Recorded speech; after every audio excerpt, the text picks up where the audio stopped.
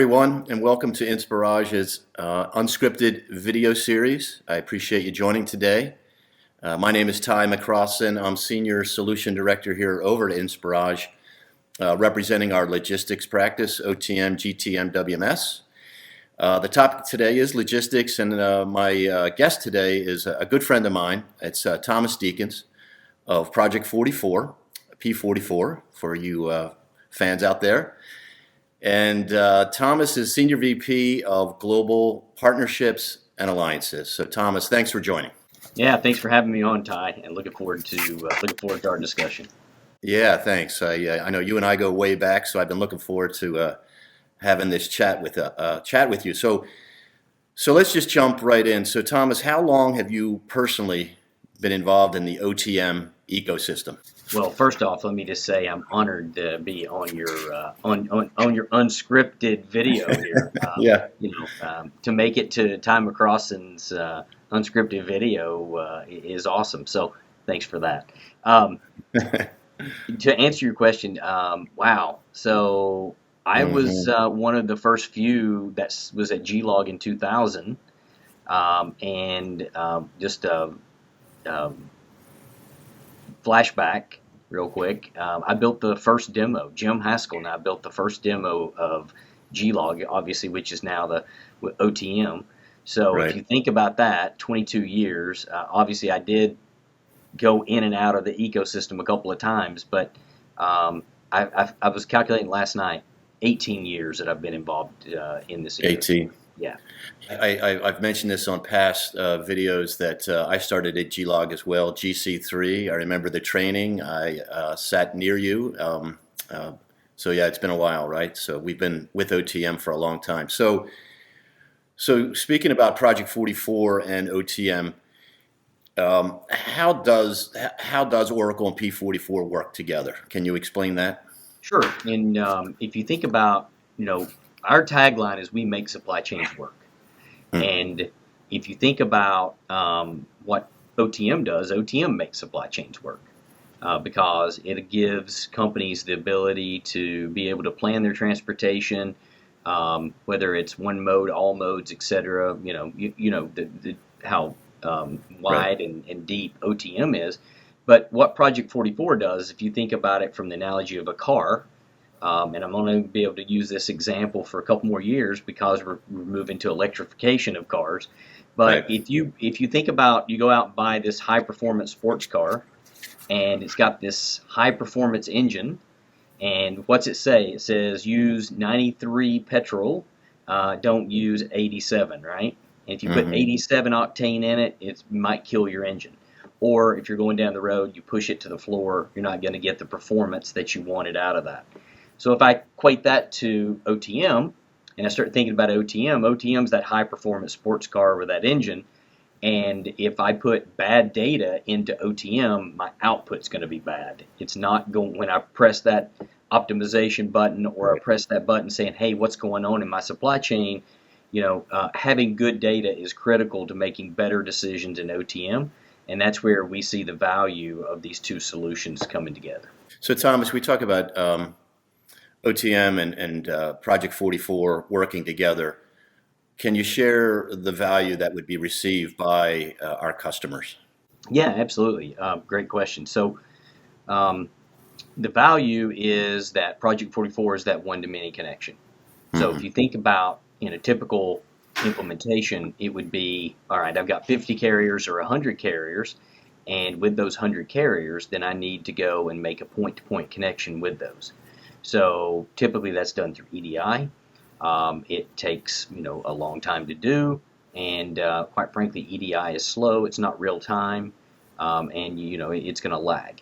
So from that standpoint, if you leverage the integration of Project 44 and OTM, which is just right out of the box, you turn it on, and you're immediately hooked into a carrier network. And so if you think of us, we're that one-to-many connection, allowing you to get to that carrier network. And that carrier network could be truckload LTL, ocean, air, parcel, intermodal, rail, etc. So it really speeds up the time to value, Right. So that you can start getting faster ROI on your on your investment, right? And that investment would be OTM, and that investment would be Project 44. The second piece of that, and I'll go back to an analogy I use about a sports car. So Right. I can't use this much longer because of the electrification of cars. But if you go out and buy a high-performance sports car that has this high-performance engine, the first thing it's going to tell you to do is, hey, when you go to the gas station, use 93 octane. Don't use 87. Right. If you put 87 in, it could kill the engine, or it's just going to give you bad performance on the engine, because when you press the pedal, you expect that engine to go. If you think about OTM as the car with that engine, high performance engine, if I put bad data in that engine, I'm going to get a bad output. If I put high quality, high fidelity data into that engine, guess what? I'm going to get a great output. And so if you think about the data that we're giving OTM users to be able to make decisions in real time, what's going on with their shipments, should they change modes, should they change carriers, is a multi-stop shipment going to be late, is a multi-leg shipment going to be late, what's the downstream effect? But to be able to do that right there in the cockpit of OTM, that's huge. That's Right. huge value. No need to punch out to a third-party website. No need to go and get 2 or 3 or 4 different people calling carriers, emailing carriers, scraping websites, etc. The value is right there between those two solutions. So Yeah. yeah. Yeah, yeah. Thanks for sharing that. It's a good refresher for me. It's very powerful. Over here at Inspirage, all we implement is Oracle, and we're a top OTM implementation partner. Kind of leads me to the next question. So we do a lot of global rollouts. What about Project 44 and globally? How do you support global opportunities or customers? Yeah, so yes, you guys are global, and we've actually worked with your team in Europe on Okay, some customers as well, like Tetra Pak, for instance. that's right. Tetra Pak's a customer using Project 44 and OTM and others. But yes, we're a global footprint, largest visibility provider with the most offices and the most customer base, our largest customer base globally. So if you think about what we do, we all modes, all geographies. We have more employees in outside of the United States than we do in the U.S. Mm-hmm. So we launched in the U.S., then went to Europe, and then obviously grew throughout Europe, and then went into Latin America. So we've got an office in Mexico City and down in Brazil, and then we've got a multitude of offices in Europe. We've got an office in Japan now, as well as Singapore, and then a big office in Melbourne, Australia. So, hey, we're going around the globe, and I think you covered the global question. we got it. We got it. We got it.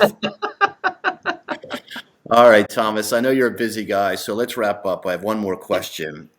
Trends that you're seeing in the supply chain. You travel globally, you partner with a lot of companies. So the trends you're seeing in the supply chain, how do you see them impacting the OTM ecosystem? Yeah, so the trends are, let's call it what it is: disruption, disruption, and disruption. There you go. And supply chain issues all over the globe. And it really, and what I tell people, I'll give a plug to, the University of Tennessee, where I'm going to school right now. I was talking to some students, and I said, how many people think that, the pandemic was the largest supply chain disruption, or it's the only supply chain disruption? And I had a couple of students raise their hand, and I go, no. I said, supply chain disruptions happen every day. You just don't hear about them on the news like we hear about, we're out of toilet paper, or there's 100 ships off the West Coast and we can't get those unloaded. So, no one's going to get a Christmas present, or whatever the case may be. Yeah. So disruption's happening, and what's happening is users of OTM and companies are looking at that saying, okay, how can I leverage my solution and make better decisions? And what I would say also is that I'm tired of hearing the term resiliency. Resiliency means that you can live. You're resilient. You can weather through the storm. The term I like to use is agile, is you can respond, right? And you can respond, and you can shift your patterns, you can shift your business, you can respond to an event, and that's where Project 44 and OTM come together. And by having a visibility platform merged in with your TMS plus, as you talked about, WMS, your GTM, Right. I would even say your supply chain planning applications, being able to leverage that data and understand what's going on in the supply chain. We're seeing more and more customers now taking that data and using that across the supply chain instead of just in the TMS. So again, how do we mitigate disruption? How do we become agile to respond and be able to just run the business? And so Right. I'll leave you with that. That's perfect. That's perfect, Thomas. So thanks for sharing. It's great to see you. I enjoyed the chat. Always great to see you, and I appreciate your time. So thank you again. Hey, Ty, look what I found. I just want to show you there, back in the old days.